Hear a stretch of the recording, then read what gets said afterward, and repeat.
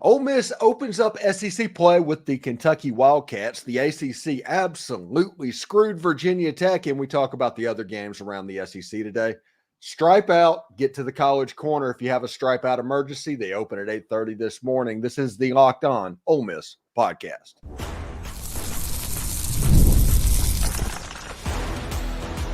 You are Locked On Ole Miss, your daily podcast on the Ole Miss Rebels. Part of the Locked On Podcast Network, your team every day.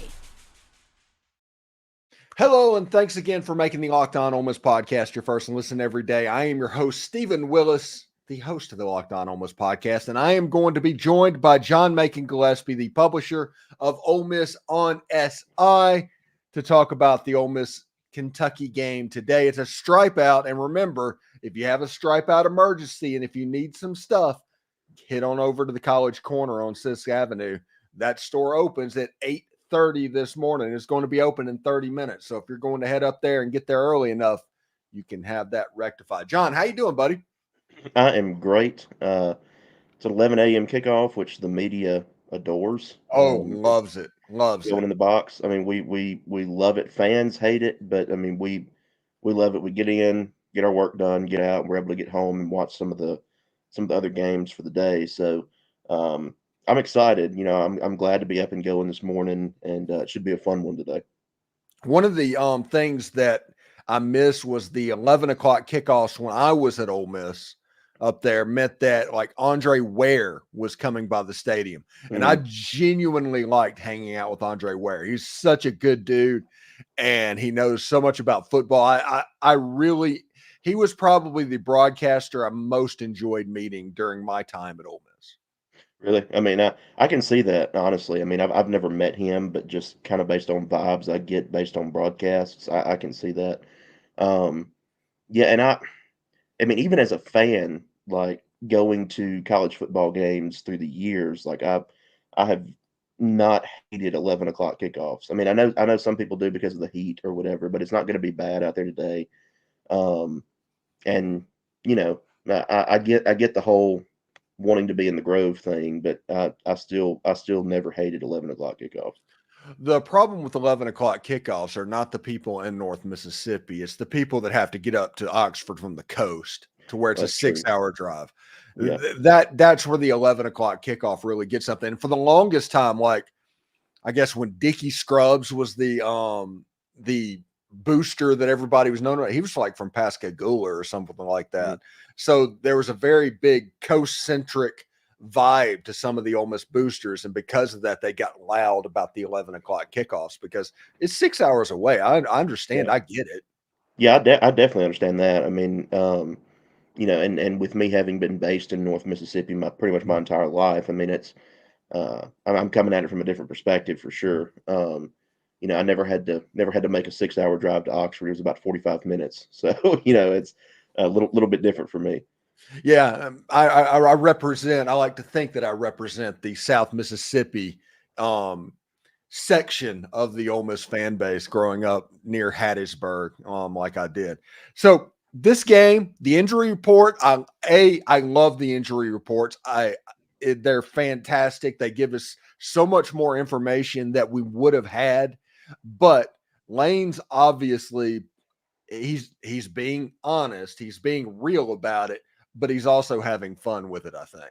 I think so too, and I saw a lot of angst, I guess, on social media after the first injury report came out on Wednesday.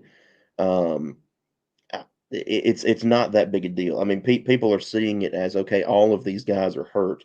The majority of them are listed as probable, and odds are those that are listed as probable have something incredibly minor going on with them. So I mean, I do think he's having somewhat of a little bit of fun with it. You know, that's kind of what he does. But I am glad that we have an injury report now. Because, you know, as the season goes on, there may be some bigger storylines in that for sure. So what's the biggest takeaways from the latest injury report on this game? Well, to me, it's not just a lot that we didn't know. I mean, TJ Daugherty being listed as probable to me is kind of a big thing because he didn't play last week. Although Lane said he probably could have. I expect him to probably play today, just based on the as vibes he's I got. I figured probable. yeah, I mean, that's true. Yeah. I figured that they wanted to hold him out against Georgia Southern kind of to get him back to full speed for Kentucky. Um, so, I mean, that was my biggest thing that I kind of drew from it. I wasn't really surprised by much that was on there. Yeah, my biggest surprise is that it looks like Jared Ivey is going to play in this game because he was listed as probable. I mean, they've been moving up and down over the course of the week. But Caleb Warren also looks like he's going to play as well. Yeah, and the Jared Ivey thing is a big deal, right? Mhm. We kind of knew after the Wake Forest game that he wasn't going to be out for an insane amount of time. But it's still really good to see that if he's listed as probable and can go today, I mean that's a really good sign that he's recovering pretty well. Because after he went off the field against Wake Forest, I mean there was a lot of kind of fear that something serious had gone on, but it wound up not being as bad as they thought. So yeah, and when you saw it happen in real time, you could see that it was more of a contact injury than otherwise. Now, it might have been a sprain, but it was mainly because Avion Harris, who weighs 350 pounds, stepped on his foot. And that there's no way that would be a good thing. No, and I think that it turned out better than they originally anticipated.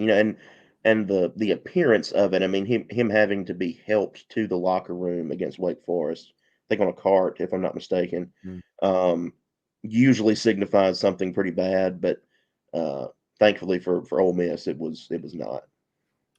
So in this game, like when Kentucky came to Ole Miss in 2022, now, the whole Matt Jones thing this week is absolutely hilarious. Especially when Kentucky lost the game in 2022 because of a crowd caused procedural penalty. That actually happened. But I digress on that. This is not that Kentucky team that is coming into Oxford. That was a top 10 Kentucky team. That was a team that was expected to win 10, 11 ball games that year. This Kentucky team defensively is that Kentucky team. Offensively, they're a little bit challenged at the moment. Yeah, I think that matches up pretty well for Ole Miss's defense today. Um, and Kentucky over the last few years has been known for its defense, right? I mean, they've had good defenses. So Ole Miss is kind of expecting that for sure. But I do think it sets up well for Ole Miss's defense today if its secondary can cover some of those receiver weapons. I do think that Ole Miss is at an advantage there because Kentucky hasn't looked very, very good offensively. If I'm not mistaken, they didn't score a touchdown against Georgia. I think that was all field goals in that game. South Carolina. They do not Or have an South SEC Carolina. touchdown. Yeah, that's right. Yeah. So I do think that sets up well for Ole Miss today. Kentucky, I expect them to probably find the end zone once, maybe twice, but I don't think they'll be that big of a challenge today for the Rebels. Yeah, I think the number one key, if Ole Miss fans are wanting to look for a single key, is of something you need to pay attention to. I think that Ole Miss's defensive line versus Kentucky's offensive line, that's going to determine not only who wins this game, but how much they win this game by. I think so too. I think this one really comes down to the trenches, especially on that side of the football, right? Well, I mean, even too, you can kind of argue on the other side as well, but I think that if Ole Miss's defensive line can do what we think it can do today, that Ole Miss shouldn't really have much trouble on defense. Yeah, and this is a big game for Nate Kalepo, Caleb Warren, Jerquan Scott, Reese McIntyre, whoever's in the interior offensive line for Ole Miss blocking Deion Walker. Other than Walter Nolan, he might be the second best defensive lineman on the field today. He's 340 pounds. He is a game wrecker, and Ole Miss has to get that guy blocked. I have faith that Bulow and Kalepo and all those guys on the interior are going to be able to get it done, but this is the first real test. Whenever everybody looks at, hey, Ole Miss hasn't played anybody, everybody's heard that article, Ole Miss hasn't played anybody. Well, what they mean is you haven't seen anybody like Deion Walker up there, and you don't know how the offensive line is going to react against that. I think that is going to be a major point of emphasis for the Ole Miss offensive line today. I think so too, and I think we'll learn a little bit more increasingly about this team over the next 2 or 3 weeks. I'm of the opinion that they are going to be pretty dang good if everything continues at this trajectory, and health wise too. But I think we're going to learn a little bit more about them today because Kentucky is going to be a little uptick in talent. Next week, you go on the road for your first road SEC game against the South Carolina team that's kind of scrappy. I think that will be a big one where you'll learn a little bit more, and then it's Death Valley, right? So I think over the next 2 to 3 weeks, including today, I think we're going to learn a little bit more about this team. And they haven't played anybody argument will go out the window. Whether that's a good thing or a bad thing for Ole Miss, we'll just have to see. But that argument's no longer going to be a thing. Thanks again for making the Locked On Ole Miss podcast your first listen. Whenever we come back, we'll continue talking to John about the Kentucky game and maybe some interesting stuff that could happen that you might not be thinking of. So stick around for that. With Robinhood Gold, you do not need a silver spoon to eat up the financial favors of the 1%. Robinhood Gold allows others to get the rates and perks usually reserved for high society. Now, the resourceful individual with Robinhood Gold can earn a very liberal rate of 4.5 APY on uninvested cash, receive unlimited 1% deposit bonuses, and be rewarded with a handsome 3% retirement boost on an IRA account. Robinhood Gold provides the privileges of the high net worth for the any net worth. These generous benefits are now available for only $5 a month. The new gold standard is here with Robinhood Gold. So sign up at robinhood.com/gold. Terms apply. For product specific disclosures, visit robinhood.com/gold. Investing involves risk. Rates may change. Gold membership is offered by Robinhood Gold LLC. Hey, I want to say hello to a new partner with the Locked On Ole Miss podcast. It's the College Corner, your one-stop shop for all things Ole Miss. Game day is just a couple hours away. College Corner opens up on Sisk Avenue at 8:30 this morning. So if you have that emergency stripe out shirt that you need to get, you can head on over to College Corner and pick up that perfect game day gear. And Scott just got a bunch of the new Realtree Galaxy tumblers, and more stuff like that is on the way. Whether you're gearing up for football, basketball, or baseball, College Corner has you covered. They're located off Sisk Avenue, right across from the new Chick-fil-A, and getting to the store is a breeze with plenty of parking. And for those of you out of state, no worries. Visit collegecornerstore.com, where they turn around orders lightning fast. Trust me, this just isn't a pitch. College Corner is where I get all of my Rebel gear. So visit collegecornerstore.com or stop by College Corner today. You still have a couple more hours before kickoff to take care of that. So we'll see how that goes.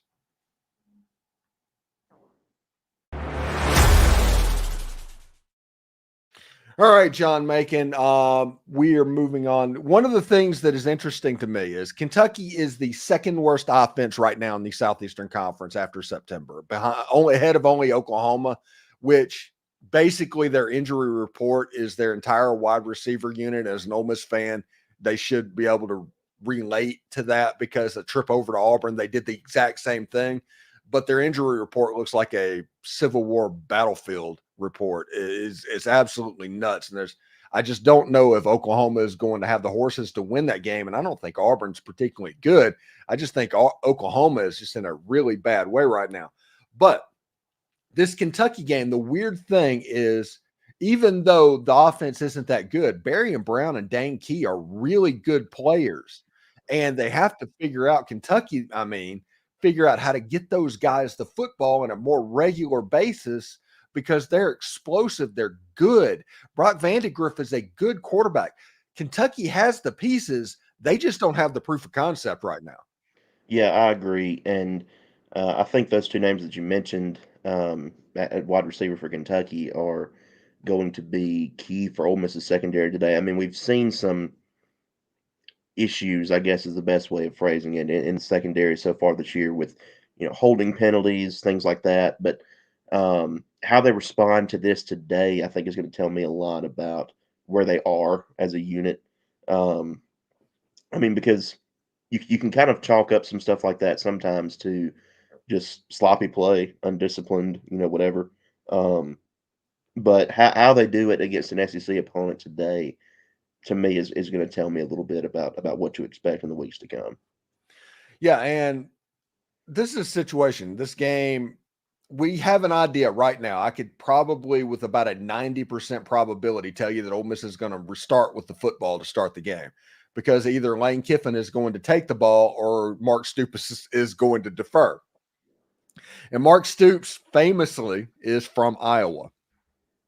That explains the offense. If you just take that Mark Stoops is from Iowa and look at Kentucky's offense, and you're like, okay, that makes sense. But how do you think this game is going to go today for Ole Miss? Well, I Not think that, necessarily a projection yet. yeah, I think that I don't think Ole Miss will have as high scoring a game today as they've had in non-conference play. I do think Kentucky's defense will get a few stops, that kind of thing. But um, I don't think that it will be an uncomfortable game for Ole Miss. Really, I do think that they will execute pretty well for the most part. And I think defensively, like I said earlier, I think they match up pretty well against Kentucky today, in the trenches especially. So we'll see. But I have a pretty good idea, I think, of how I feel like this game's going to go. And I think it's a positive thing for Ole Miss today. Yeah, should be pretty good. Somebody just hit me up on Twitter and let me know of a typo that we have over on the right side of our screen. I was like, good grief. I just got in a hurry to do that before the show started this morning and completely misspelled subscriptions. And that's on me. Did not even notice that. Yeah, it's great. It's really good. I'm just going to say, I just want to apologize to McGee High School because you trained me better than that. And I do want to apologize to all of my teachers, back at Florence Middle School. I mean, there's been a many of spelling tests that should have prepared me for this moment, and yet it did, but it happens. So it's going to be really interesting today in this ball game. Now, if you want to look at it, if Ole Miss plays well and Kentucky plays well, Ole Miss probably wins this game by 3 scores. If Ole Miss plays poorly and Kentucky plays well, Ole Miss is in a dogfight in the fourth quarter. And if Ole Miss plays well and Kentucky plays poor, it's a whitewash. It's an absolute blowaway. What do you think is the most likely scenario today? Because this being the first SEC game, it's going to be Ole Miss is going to be fired up and ready to go. I think this is going to look closer to the way they came out against Furman and the way they've come out of games, and it's going to last a little bit longer because everybody's fired up about playing Kentucky and opening SEC play. Yeah, I kind of agree with that. I think that when you kind of pick up the vibe around, and it's kind of natural, I guess, right? You pick up the vibe around the last few games that, I mean, the players aren't necessarily bored, but they're not as dialed in potentially as they would be against like a name brand SEC type school, right? And that's natural, right? I mean, you've played 4 straight weeks of Furman, Middle Tennessee. I mean, Wake Forest was what it was, but I'm pretty sure they knew going into that game that, hey, you're going to be able to handle this. And then Georgia Southern last week, having an SEC team come to town finally here in the last week of September, I think is going to be kind of a get up type moment for them. And I don't think the early kickoff will impact that. I mean, they're used to practicing in the morning and things like that too. So yeah, I kind of agree with you on that. That's kind of what I expect. I could be wrong, but I do think that we'll see a pretty motivated Ole Miss team today. Yeah, I'm looking, and if you take that, if Ole Miss is motivated in the game, I do think Ole Miss wins the game by a couple of scores. My prediction, I have Ole Miss winning 38-10. I think they're going to be really up to play, and I think this is good defense is as good as I expect. What are they saying over at Ole Miss on SSI, and what is your prediction? I think I'm kind of leaning the same way you are. I don't know that Ole Miss breaks 40 points today. I'm thinking maybe 38-14, something like that. Maybe 38-17 if Kentucky gets a late score that doesn't really matter. I do think Ole Miss wins by multiple scores today. If we think this team is what we think it is, we'll just have to see. But and I think most of the staff too is kind of leaning that way too. That this isn't going to be a game where Ole Miss drops 50, okay, but this is going to be a game that they win probably pretty comfortably at the end of the day. Yeah, the only thing that concerns me is Mark Stoops has the ability to muck up games against teams that are superior to him. Look at the Georgia game just 2 or 3 weeks ago they won 13-12, and everybody's like, what is going on with Georgia and all of this? And it's like, that happens. That's what Mark Stoops does, this offense and the defense and all of that. It's like playing Iowa. It really genuinely is. And because of that, that is my pause, but I do think Ole Miss is going to be able to overcome it as well. So thank you again for making the Locked On Ole Miss podcast your first listen every day. We're free and available where you get your podcast. When we come back, we'll start to look at some of the other games around the Southeastern Conference and all that to lead you up to 2.5 hours until kickoff. Should be pretty fired up. Stick around. Hey, NFL fans, you can start the season with a big return on FanDuel. It's America's #1 sports book. It is the place to bet on which side of Ole Miss being a 15.5-point favorite over the Kentucky Wildcats for today's game. And the over-under right now, I think, is at 53.5 or something like that. Ole Miss would have gone near that by themselves in the previous couple of games. So that's probably something you want to keep in mind. So when you get a hunch like that in the middle of the game, you can check out the latest stats, view live play-by-play, and so much more on the same page where you place your bets. You'll get started with $200 in bonus bets guaranteed when you place your first $5 bet. That's FanDuel.com. All right, John, let's move on to the SEC because there are some interesting games. Like one of the stats that I heard of the weekend games is Ole Miss being a Alabama being a home underdog against Georgia. That is the first time that they have been a home underdog since 2007. Ryan Williams, the wide receiver for Alabama, was not even born the last time that Alabama was a home underdog.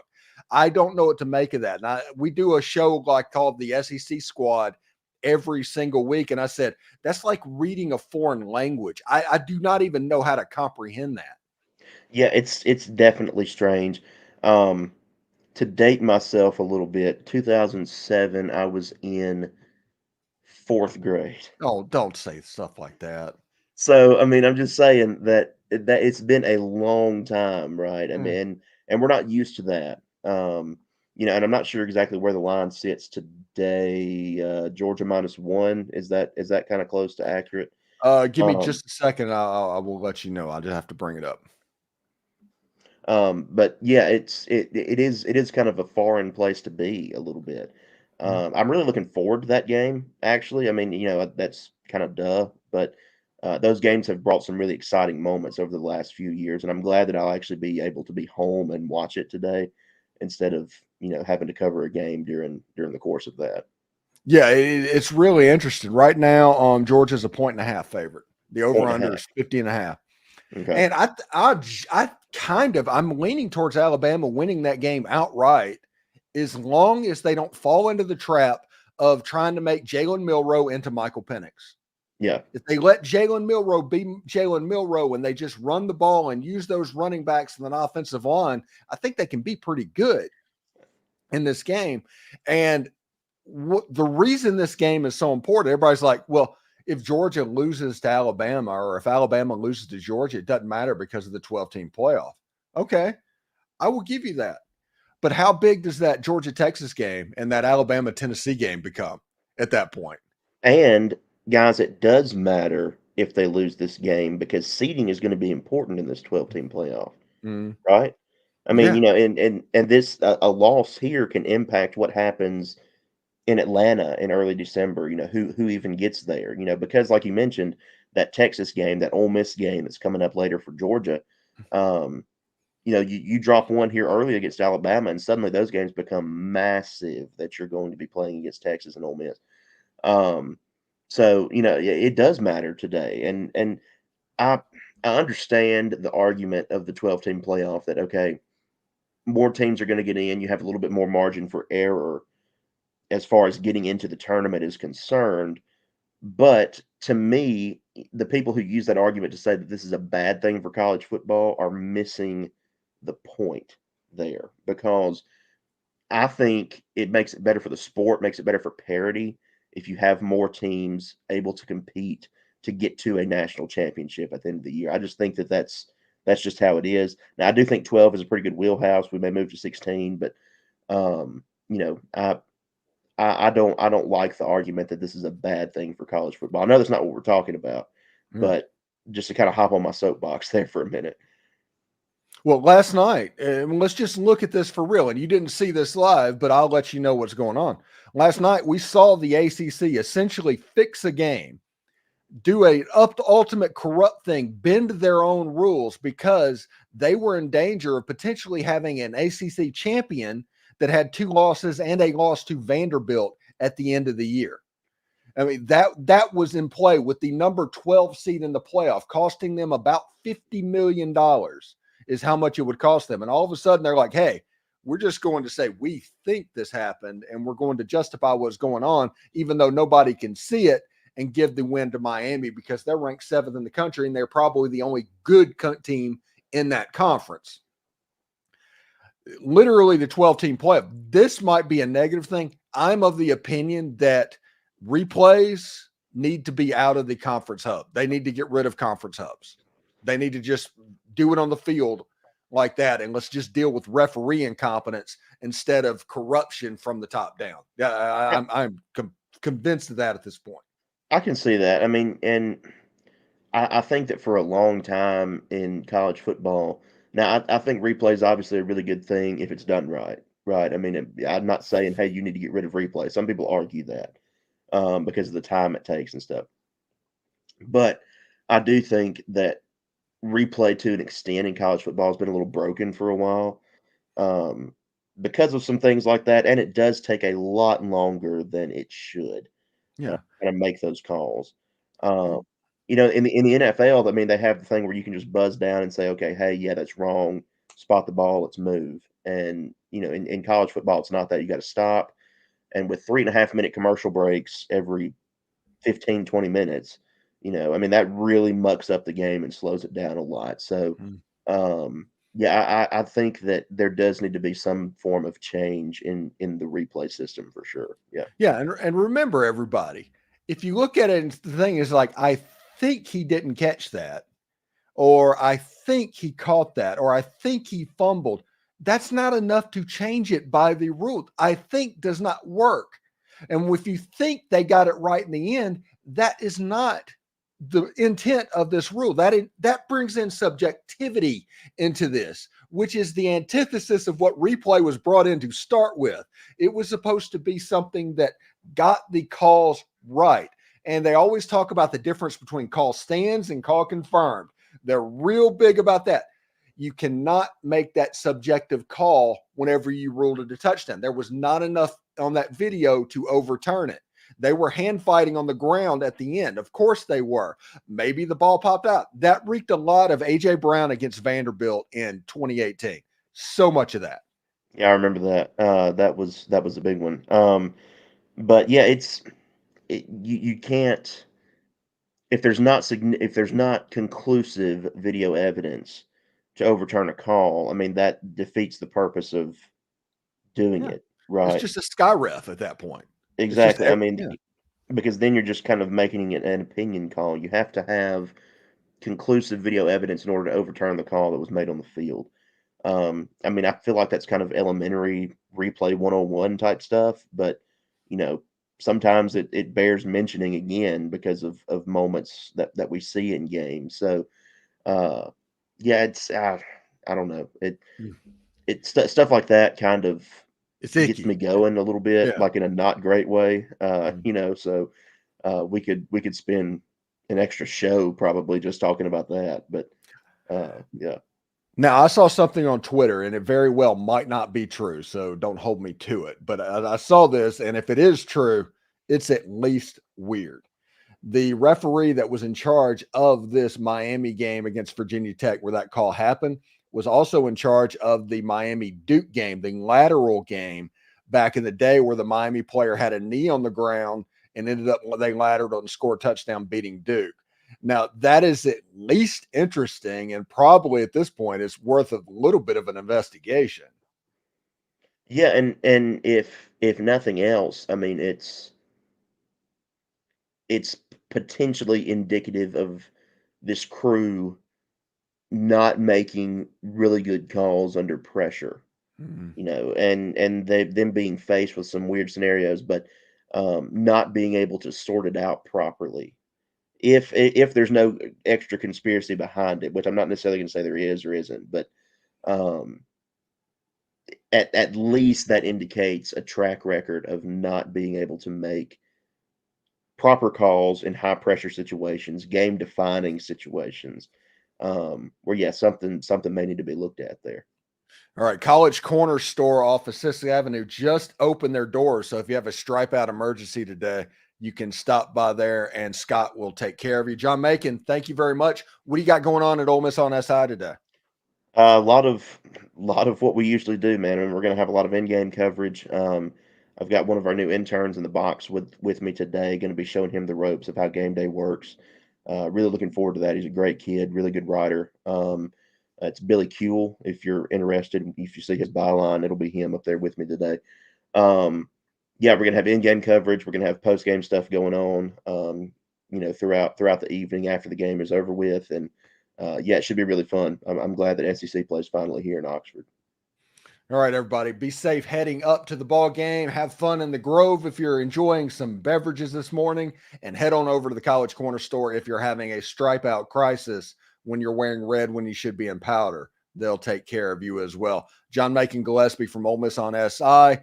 Tune in at about an hour after the kickoff for the Ole Miss postcast with me, the Locked On Ole Miss postcast, and then tomorrow will be the reaction roundtable that we do every week. So, John, thank you very much for stopping by today, and we'll talk to you next week, bud. All right, thank you, Stephen.